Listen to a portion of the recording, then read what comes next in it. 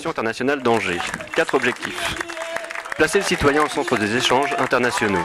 Favoriser l'ouverture sur le monde, le partage et la découverte de nos villes jumelles dans le respect des cultures. Développer des projets en partenariat avec les structures et associations locales. Encourager les relations avec de nouvelles villes partenaires. La commission féminine, Haarlem-Osnabrück, Pise, Wigan et Yantai. Et la commission Bamako qui rassemble le groupe éducation et le groupe chantier.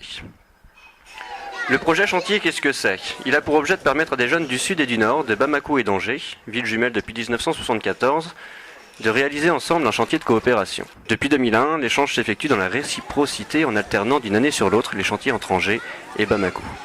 Plus encore qu'un chantier technique, il a pour objectif de rapprocher des jeunes afin qu'ils puissent échanger, agir ensemble et tisser des liens de solidarité durables.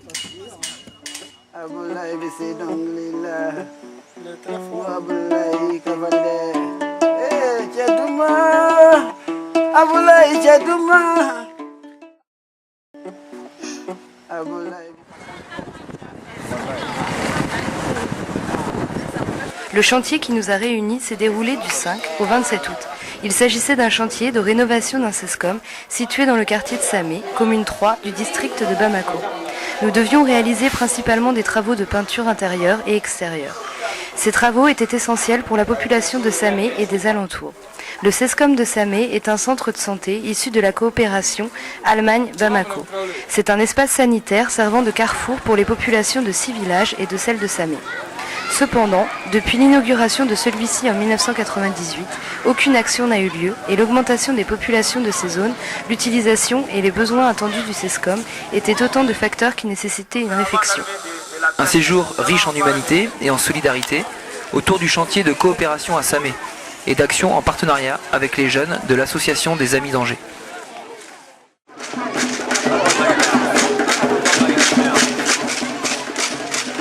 L'arrivée au CESCOM est plus qu'impressionnante.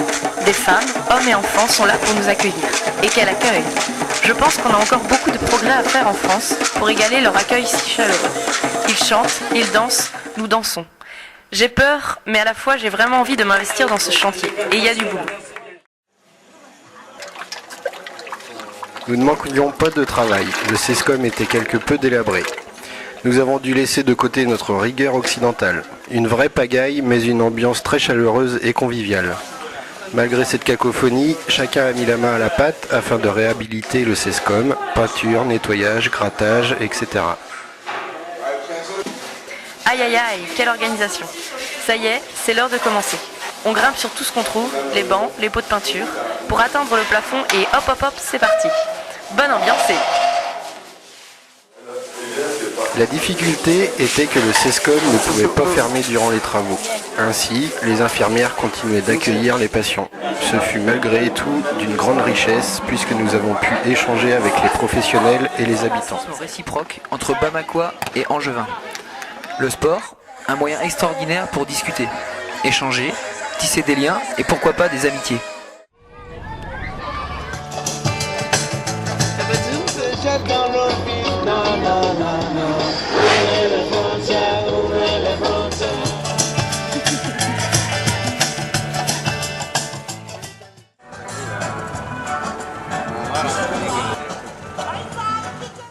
Les charrettes de l'école.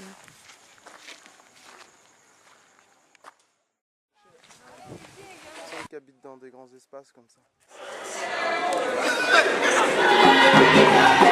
Un tel décalage de culture, de climat, de rythme, mais c'est ça le voyage interculturel. Apprendre en côtoyant les populations du monde, en l'occurrence les Bamakois, rencontrés durant ce mois d'août 2009.